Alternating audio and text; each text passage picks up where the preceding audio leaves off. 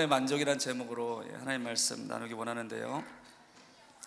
여러분, 그 사람이라는 존재, 우리 인생이 가장 이렇게 중요한 부분들이 있는데 마음이 또 굉장히 중요하잖아요. 마음이라는 우리 안에 이런 내적인 공간이 있습니다. 마음에는 뭐가 있다고요? 우리 안에 공간이 있습니다. 그런데 하나님께서 사람을 창조하실 때 이 마음은 하나님이 이렇게 생기로 불어넣으신 영과 이렇게 연결이 돼 있어요. 그래서 우리 영과 마음을 그래서 영혼이라고 이렇게 붙여서 얘기를 합니다. 너무나 밀접하게 이렇게 연결이 돼 있으니까 영과 마음을 뭐라고 부른다고요? 영혼이라고 부릅니다. 영혼. 그런데 우리 마음 속에 있는 이 영은요, 하나님이 얼마나 이렇게 보배롭게 창조를 하셨는지 하나님을 닮게 창조를 하셨습니다. 하나님은 온 세상 우주 만물보다 크신 분이신 거예요. 그러니까 우리 속에 있는 이 영은요, 이 땅에 어떤 것과도 비교할 수 없을 정도로 너무나 크다는 겁니다. 그래서 사람들은 이 영을 이렇게 채워야 마음에도 뭐가 오는 거예요? 그러니까 만족이 오는 겁니다. 뭘 채워야 온다고요? 우리 영혼이 채워져야지 마음에도 만족이 오는 거예요. 그런데 이 우주보다 더 큰 걸 이 세상에 무엇으로 갖다가 다 채울 수가 있겠습니까? 요한일서 2장 15절 16절에 보니까 하나님께서 이렇게 말씀하셨습니다. 이 세상이나 세상에 있는 것들을 사랑하지 말라. 이는 다 아버지께로부터 온 것이 아니다 그랬어요. 세상으로부터 온 것이다. 그러니까 이 말씀이 세상을 사랑하지 말라는 그런 하나님이 주시는 메시지도 있지만 우리 인생의 그 존재 자체를 말씀하고 있는 거예요. 그러니까 세상의 것으로는 너희가 진짜 만족을 누릴 수가 없는 존재다. 이것을 우리에게 말씀하고 계신 겁니다. 그러니까 하나님께로부터 온 게 아니다. 하나님께로부터 온 게 아닌 거는 우리 인생의 진정한 만족과 행복을 줄 수 없다. 이렇게 요한일서 2장 15절 16절에 우리에게 말씀해 주고 계신 겁니다. 그래서 한마디로 우리가 이 세상에 있는 것으로는 우리가 진정한 만족을 채울 수 없다는 것을 여러분 오늘 주님의 말씀을 통해 깨닫는 그런 은혜로부터 여러분 심령이 변화되시길 주의 이름으로 축복합니다. 아멘. 그래서 사람이 이제 최초의 아담과 하와가 죄를 지었잖아요. 죄를 짓고 인류가 타락한 이후에 가장 중요한 것을 잃어버린 것입니다. 그게 바로 무엇이냐면 하나님만 주실 수 있는 참된 만족인 거예요. 그래서 그 이후로 모든 사람들이 그렇습니다.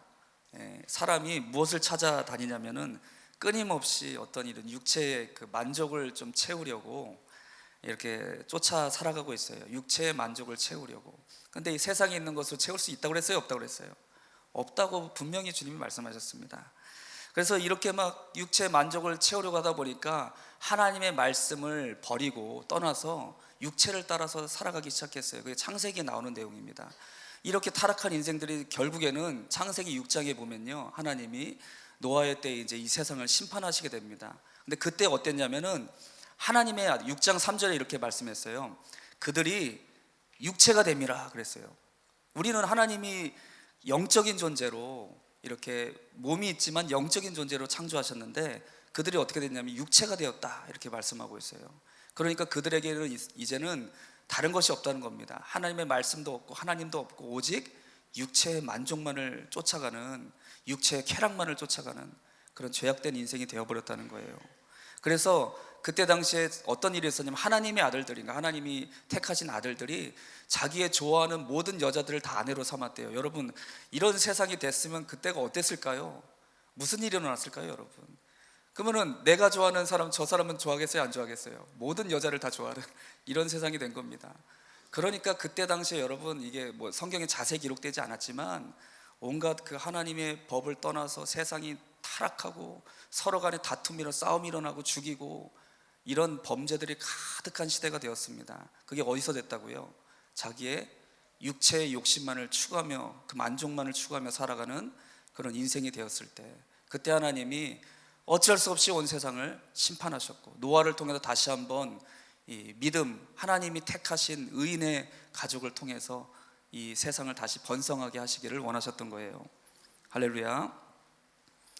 여러분, 하나님의 영이 떠나 우리가 하나님을 떠나 살아가는 인생은요, 결국에는 만족이 없고 끝내는 고통과 아픔으로 인생이 결론되어진다는 것을 성경은 계속해서 우리에게 말씀하고 계십니다.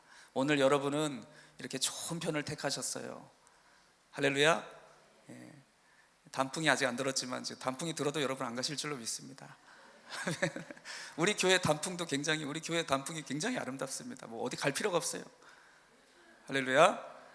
예, 주님 편을 택하고 예배하는 편을 택하고 하나님 편을 택하고, 아멘. 그 안에서 진정한 우리 영혼에 채워주시는 하나님의 은혜, 그것으로 우리 영혼을 만족하게 하실 주님을 믿습니다. 그래서 여러분, 오늘날 우리 대한민국 위해서 기도할 제목이 너무나 많습니다. 하나님 말씀을 이렇게 정면으로 거부하고 점점 더 그렇게 이 시대가 흘러가고 있는 것 같아요. 이 사람들의 인생의 만족의 끝이 있습니까, 없습니까? 인생에 만족할 수 있는 끝이 있어요? 이만큼 됐으면 만족할 수 있겠습니까? 그게 없어요.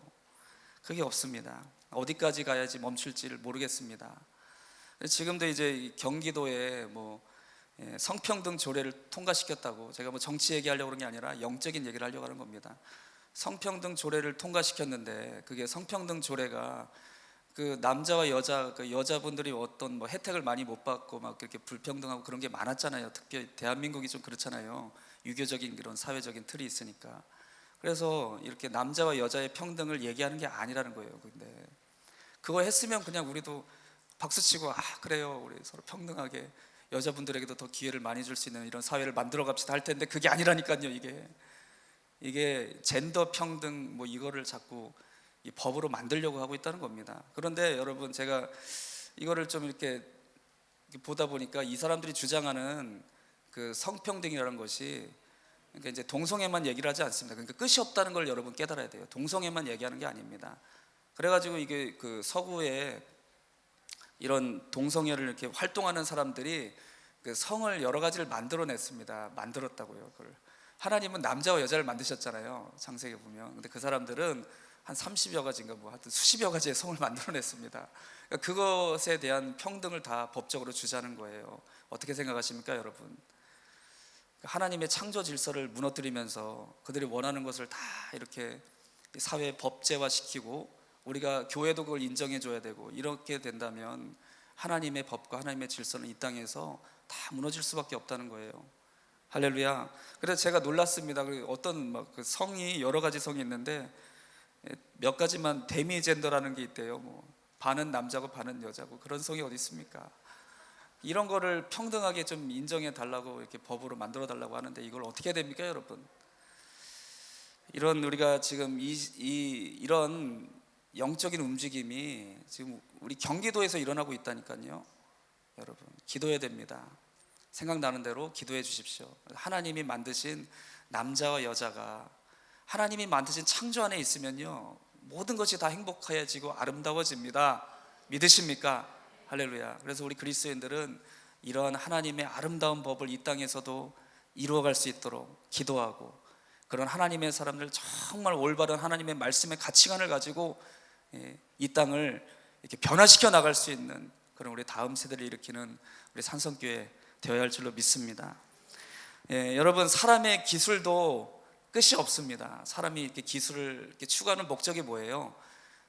좀 사람들이 살아갈 때 불편함이 많고 어려움이 많으니까, 이런 것들에 하나님이 이렇게 사람이 지혜로 이런 것들을 이제 더 만족하게, 사람이 편리하게 살아갈 수 있도록 이렇게 추구하고 있는 것입니다. 그래서 지금 4차 산업혁명 자꾸 이런 얘기를 해서 학교에서도 우리 학생들 그런 얘기 들으면서 이게 도대체 어떻게 된다는 건가 막 그럴 텐데, 하여튼 지금 이 흐름을 거부할 수가 없습니다. 4차 산업혁명의 핵심은 뭐냐면 그 인공지능 그 기술이 지금 개발이 되는 거거든요.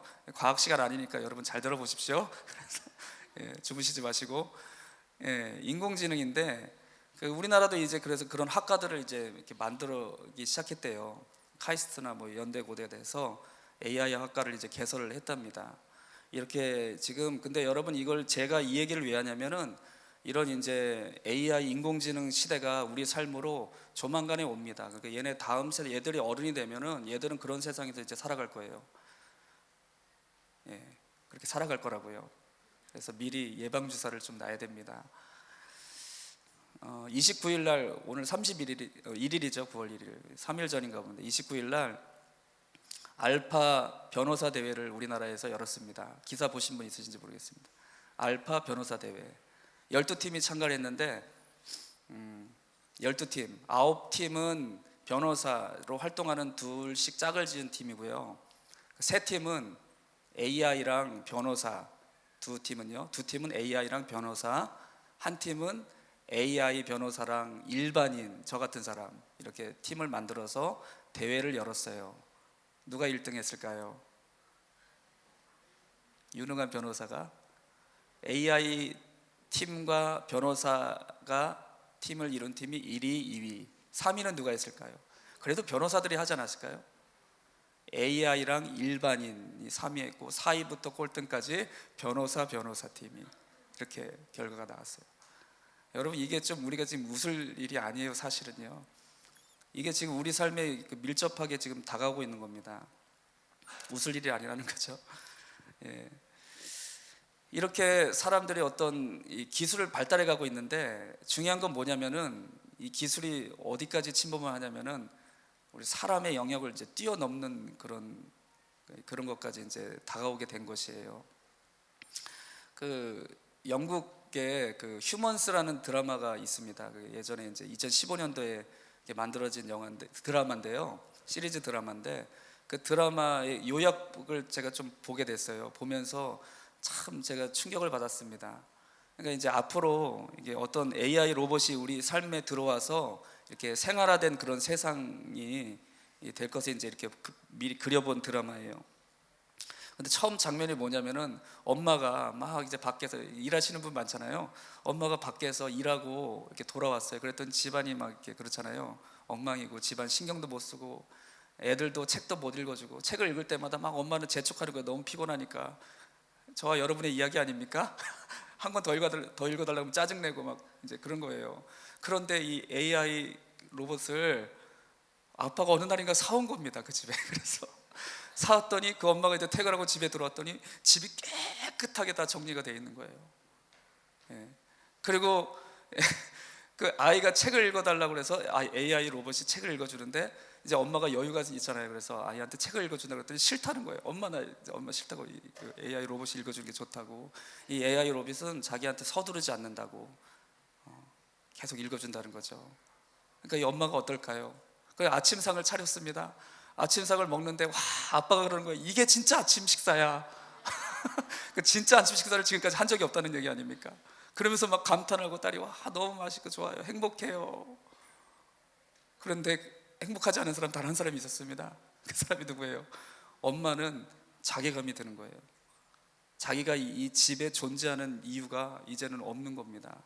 막 그런 마음이 드는 거예요. 결국에는 그래서 이런 것들이 이제 어떤 인간 사회에 문제가 되는 그런 내용들을, 가정이 막 파탄나게 되는 그런 것까지도 이제 그런 것을 그린 드라마인데요. 여러분, 그래서 우리가 이렇게 이 시대에 깨달아야 될 것이 있습니다. 인생이 만족을 추구하거든요. 그러니까 사람으로 이제는 만족이 안 되는 겁니다. 연약하잖아요. 부족하잖아요. 완벽한 엄마 있습니까? 나는 강철, 난 AI보다 더 잘할 수 있다. AI 로봇이 거기다 장면에 나오는 게 뭐냐, 아이가 자는데 밤새도록 지켜보고 있어요. 이렇게. 여러분, 할 수 있습니까? 잠 안 자고 밤새도록 그 아이를 이렇게 돌본다니까요. 할 수 없잖아요. 그런데 사람들이 자꾸만 다른 만족을 구하다 보니까 대체품을 찾는 겁니다. 결국에는 그 사람이 구하는 기술이 만족이 없는 거예요. 그래서 이게 제가 생각할 땐 이 마지막이 이 AI까지 간 것 아닐까, 그런 마음이 들어요. 끝까지 이 세상에 있는 만족을 구하는 거, 결국에는 그 만족을 사람을 대체해서 얻으려고 한다는 겁니다. 그러면 이 세상이 어떻게 되겠습니까? 우리? 다 누군가가 자괴감이 들고 막 공허한 마음이 들고, 사람들은 더 이 삶 속에서 무너질 수밖에 없는 거예요. 세상의 만족을 쫓아가는 결론은 인간이 결국에는 자기의 기술로 자기 자신들을 무너뜨린다는 겁니다. 할렐루야. 너무 심각한 얘기를 해서 여러분, 이게 지금 가까이 우리에게 다가오고 있다는 걸 여러분, 우리가 깨달아야 됩니다. 여러분, 우리가 이 다음 세대 기도합시다. 다음 세대, 그래서 하나님이 저에게도 기도할 때 하나님이 그런 비전을 주세요. 우리 대에는 보지 못한 하나님의 영광을 다음 세대에 이루겠다. 할렐루야. 성경에 보니까 다니엘 같은 사람, 요셉 같은 사람, 다윗 같은 사람들은요, 그 시대에 불신이 가득하고 하나님을 떠나 있는 이 세상 속에서 거룩한 영향력을 가지고 하나님의 나라를 이루었던 하나님의 종들이었습니다. 오늘날 좀 그런 하나님의 사람들이 우리 산성교회 또 우리 대한민국에서 많이 일어났으면 좋겠어요. AI 막 이런 세상이 이제 다가올 텐데 그 가운데 정말 그리스도인 과학자들이 이렇게 세워져서 그들이 그 기초를 아름답게 하나님 말씀 위에 놓는다면 얼마나 이 세상이 정말 하나님의 말씀 안에서 아름다워질까요? 이런 꿈을 꾸고 우리가 기도하며 다음 세대를 세워나갈 수 있는 저 여러분이 되어야 할 줄로 믿습니다. 아멘. 그래, 여러분, 사람의 욕망은 어떻다고요? 끝이 있다고요? 없다고요? 끝이 없습니다. 그래서 마치 마시면 마실수록 갈증이 더해져가는 바닷물을 마시는 것과 같다는 거예요. 이 세상의 욕망을 쫓아가는 인생의 결론입니다. 오늘 여러분, 그래서 주님은 우리에게 복음을 주셨습니다. 예수 그리스도의 십자가의 복음. 이 복음을 주신 주님의 그 목적이 뭐냐면 우리 인생에, 우리 영혼에 만족을 주시기 원하신다는 거예요. 여러분, 만족을 다른 말로 하면 뭐라고 얘기할 수 있을까요? 행복입니다. 한마디로 우리가 행복을 막 얘기를 많이 하잖아요. 그러니까 만족하면 행복합니다. 그래서 이 행복은 더 많은 것을 소유한다고 되는 게 절대로 아니라는 것을 이 성경의 솔로몬이라는 사람을 통해서 우리에게 미리 전도서에 가르쳐주고 계신 거예요. 더 많은 것을 소유한다고 되어지는 게 아닙니다. 내가 원하는 것, 더 많은 것을 채워진다고 만족이 되는 것이 인생의 본질이 아니라는 거예요. 아멘. 오직 예수 그리스도의 복음으로 말미암아 우리에게 참된 만족과 기쁨을 주시는 주님을 바라보는 여러분 되시길 주의 이름으로 축복합니다. 그래서 신명기 33장 29절에 하나님께서 이스라엘 백성들에게 이렇게 말씀하셨어요. 이스라엘아, 너는 행복자로다. 너와 같이 구원을 얻은 백성이 어디 있느냐? 하나님이 이렇게 말씀하셨어요. 우리같이 구원을 얻은 그런 백성들이 어디 있느냐? 이것 때문에 너희는 정말 행복한 사람이다. 할렐루야. 이 고백을 오늘 63편에, 시편 63편에 다윗도 주님께 고백드리고 있는 거예요. 주의 인자하심이 생명보다 낫습니다. 이 헤세드라는 단어입니다. 인자하심이라는 거. 주님이 정말 우리의 이런 죄악과 우리 영원히 멸망받을 우리의 죄를 위해서 예수 그리스도를 보내주시고 그 모든 죄를 주님께로 다 대속하게 하셨고 우리에게 그 자비하심과 은혜를 베풀어 주셨다는 거예요. 이 사랑을 받은 너희가 얼마나 행복하고 너희같이 구원받은 자가 어디 있냐? 너희는 행복자다. 아멘. 옆에 분에게 얘기해 주세요. 당신은 행복자이십니다. 인상 쓰고 있으면 좀 웃으면서 얘기해 주세요. 집사님 행복자이십니다. 이 같은 구원을 받은 자가 어디 있습니까? 자기 아들, 하나님의 독생하신 아들을 희생하시면서까지 우리를 사랑하신 그 자비하신 은혜를 우리가 입은 하나님의 자녀가 되었다는 거예요. 아멘. 오늘 여러분, 이 사랑이 우리 마음속에 다시 한번 충만하게 채워질 때 뭐 세상의 기술이 어떻든지 간에 어떤 것이 우리의 만족을 주는 것이 아니라 오직 예수님을 인하여 진정한 만족과 기쁨이 넘쳐나는 여러분 되시길 축복합니다. 아멘. 우리 교회에서 이제 다음 세대 아이들을 이렇게 섬기고 있습니다. 그래서 이제 학기 중에 아이들 이제 뭐 공부도 하고 뭐 학원도 가고 하지만 아이들이 스스로 공부할 수 있도록 교회에 와서 선생님들이 같이 이렇게 멘토링이라는 걸 해주면서 아이들이 플래너를 이렇게 씁니다. 그러면서 이제 자기 삶을 좀 변화시켜 갈 수 있도록 이렇게 공부하는데 선생님들이 이 주중에도 평일에도 교회에 와서 이들을 섬기는 거예요. 그래서 그 모임을 이제 2학기 시작하려고 어제 이제 교사들이 함께 모였습니다. 함께 모여서 이제 이렇게 여러 가지 얘기를 했는데 지금 보니까 대학생들, 뭐 직장인들 이런 청년들이 주로 섬기고 있는데요. 학교 갔다가 이제 수업도 다 오전으로 해가지고 이렇게 뭐 점심쯤까지 끝나서 오면은 빠듯이 오는 겁니다. 그러니까 학교 이제 대학교 일정 끝나면 빠듯이 와서 저녁 시간 밤까지 아이들 이제 공부 모임을 섬기고 직장인들은 또 저녁에 뭐 한 8시 반, 7시 퇴근하잖아요. 그때 퇴근하자마자 와서 또 섬기는 청년들도 있는 거예요. 토요일 날은 교회 와서 사역하고 주일 날은 교회에서 하나님 예배드리고 이렇게 살아가는 거예요. 자기의 삶이 없는 것 같잖아요. 굉장히 불행해 보이죠? 그래서 제가 이렇게 그 청년들하고 같이 어제 이렇게 회의를 하고 식사를 했는데 근데 여러분 놀라운 것은 이들 중에 한 사람도 불행해 보이지 않는 겁니다. 불행해 보이지가 않고 너무나 행복해 보이는 거예요. 그 속에 뭐가 있냐면 예수님으로 인한 감사와 만족이 넘쳐나고 있는 거예요. 그래서 자기의 삶은 그냥 주님 앞에 제가 억지로 시킨 거 아닙니다. 절대로. 자기들이 자원해서 섬기겠다고 이렇게 하는 거예요. 할렐루야. 이게 얼마나 감사한 일입니까? 세상의 어떤 조건과 내가 찾아다니는 어떤 이 세상의 만족이 아니라 예수님이 주신 은혜가 너무나 감사해서 또 다른 영혼들을 섬기는 것이 자기 인생의 만족이 된 거예요. 그게 기쁨이 된 겁니다. 할렐루야. 그래서 여러분, 우리의 인생은 세상이 주는 그런 관점에서의 행복이 아닌 거예요. 하나님이 주신 것은요, 그 안에 진정한 행복과 만족이 있습니다. 이렇게 섬기다 보니까요, 아이들이 변화되고 아이들이 이렇게 주님 믿음으로 살아가는 그런 삶들을 보면서 또 이 아이들의 앞날에 하나님이 정말 위대한 일꾼들로 사용하실 것들을 보면서 마음속에 너무나 감사와 기쁨이 넘쳐나는 거예요. 한 영혼을 세우는 그 기쁨, 저와 여러분에게도 오늘 다시 한번 충만하게 회복되시길 주의 이름으로 축복합니다. 오늘 5절 말씀을 다시 한번 읽어볼게요. 63편 5절 말씀 다시 한번 읽어보겠습니다. 시작. 골수와 기름진 것을 먹은 것 같이.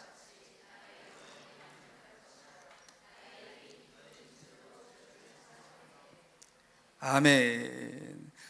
골수와 기름진 것을 먹은 것 같이. 다윗이 지금 이 고백을 하는 지금 상황이 어떠냐면 1절에 보면 어떠냐면요, 물이 없어 마르고 황폐한 땅에서, 그러니까 이 광야에서 이 다윗이 환경이 좋고 뭐가 좋은 게 갖춰져 있어서 하나님을 찬양한 것이 아니라는 겁니다. 그런데 지금 그 광야에서 마치 여러분 골수와 기름진 것을 먹은 것 같이 내 영혼이 만족하다고 주님 앞에 찬송 드리고 있는 거예요. 할렐루야. 이런 복음의 능력이 여러분에게도 임하길 주의 이름으로 축복합니다. 아멘. 여러분, 마치 그런 거예요. 정말 배고파 죽겠는데 이 진한 사골 국물에, 침 나오시죠? 진한 사골 국물에 도가니가 막 이렇게 잔뜩 들어있고, 그거를 막 밥 한 그릇 말아가지고 배불리 먹고 나서 마치 그와 같이 내 영혼이 만족하다. 다윗이 그렇게 비유로 지금 고백을 하나님 앞에 드린 거예요. 그렇게 드셔보신 적 있으시죠? 그때는 얼마나 만족합니까? 배가 꺼지기 전까지는. 그와 같이 내 영혼이 만족하나이다 하면서 주님 앞에 고백을 드린 것입니다. 할렐루야. 여러분, 우리가 예수님을 믿는다는 것은 예수님의 복음으로 말미암아 나의 삶에 다른 어떤 것을 더할 필요 없는 완전한 주님의 만족과 은혜가 내 심령을 덮어주시는 것, 그것이 바로 우리에게 주신 복음입니다. 그래서 이 복음을 살아낼 수 있는 여러분이 되기 위해서 날마다 주님께서 성령으로 우리 마음속에 함께 하시고 우리와 동행하시고 우리를 인도해 주고 계시다는 거예요. 이 복음, 이 다윗의 고백이 저와 여러분의 것이 되시길 주의 이름으로 간절히 축복합니다. 그런데 여러분, 마지막으로 복음을 우리가 믿고 나서도 왜 많은 예수님 믿는 사람들도 이렇게 만족함이 없이 살아가고 있는지 우리가, 저 여러분이 다 이렇게 한번 말씀을 통해서 돌아봐야 할 줄로 믿어요. 그 첫 번째는 오늘 1절에 다윗이 고백한 것과 같이 주어진 환경의 만족의 기준이 되었기 때문입니다. 자꾸만 환경으로 우리의 만족의 기준을 삼는 거예요. 뭔가 좀 나아지면 좀 만족했다가 뭐가 좀 안 되고 그러면 불평하고 그랬다가, 이것이 우리의 인생의 연약함이죠. 근데 하나님이 이 복음을 우리에게 진정으로 부어주시면 이런 모든 주어진 상황과 환경을 초월하여 절대적인 주님의 은혜와 감격이 우리의 심령을 붙잡아 주십니다. 할렐루야. 제가 이제 목회자의 이제 부르심을 받았어요. 그렇게 부르심을 한참 됐죠, 이제 벌써.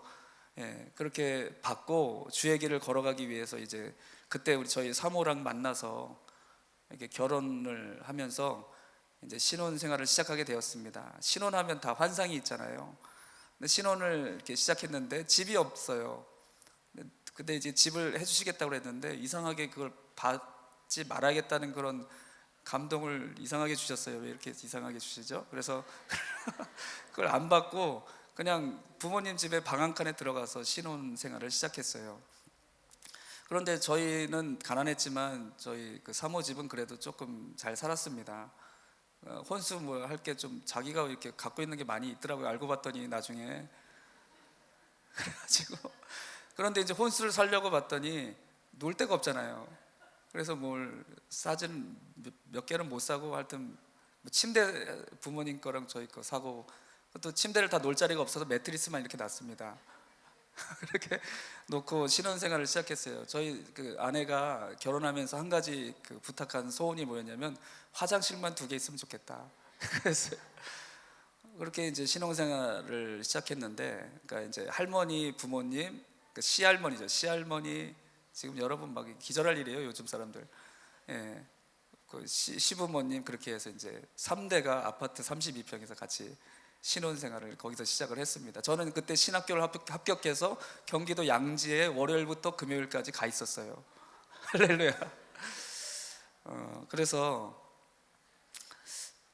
이렇게 신혼생활을 했던 한 여인이 행복했을까? 여러분, 우울증에 걸리지 않았을까, 여러분? 그런데 지금보다 그때가 더 행복했어요. 진짜로 그렇습니다. 참 그 이상한 일이죠. 진짜 지금보다 그때가 더 행복했어요. 그 C.S. 루이스라는 사람이 이런 얘기를 했습니다. 우리의 최상의 소유는 결핍이다. 우리의 최상의 소유는 결핍이다. 이런 얘기를 했습니다. 그때 우리 삶에 어떤 주어진 환경에 뭐 만족할 만한 것은 뭐 전혀 없었습니다. 결핍투성이었습니다. 그런데 그때 하나님이 주신 게 뭐였냐면 주님이 나와 함께 하심이 너무나 감사하고 기쁜 거예요. 우울증에 걸릴 수가 없습니다. 그냥 너무 감사하고 기쁜 거예요. 정말 지극히 작은 거 하나도 너무나 감사하고 기쁘고 하나님 앞에 찬송하고 예배드리고 사역하고 섬기는 것이 너무나 감사한 겁니다. 여러분, 이 결핍을 통해서 그때 하나님이 우리에게 주신 은혜가 뭐였냐면요, 주님으로만 만족이 되는구나. 근데 지금은 좀 변질된 것 같아서 좀 기도해야 됩니다. 더 지금 그렇게 살려면 조금 불행해질 것 같은 느낌이 들어서 회개해야 됩니다. 근데 그때는 완전한 결핍한 상황 속에서도 주님으로 만족할 수 있다는 걸 깨닫게 하셨어요. 오늘 이것이 우리에게 주신 영혼의 본질입니다. 할렐루야. 주님으로 충분하고 주님의 복음을 주시면 좀 상황 안 좋고 환경이 어려워도 우리는 기쁨으로 감사하고 찬송하며 살아갈 수 있는 하나님의 영원한 우주보다 크신 하나님의 구원의 은총을 우리 영혼에 부어주신 줄로 믿습니다. 할렐루야.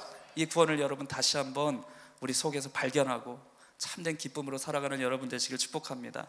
두 번째는요, 3절 4절에 우리가 아까 찬양으로 고백했던 것처럼 내 평생에 주님을 송축하겠다.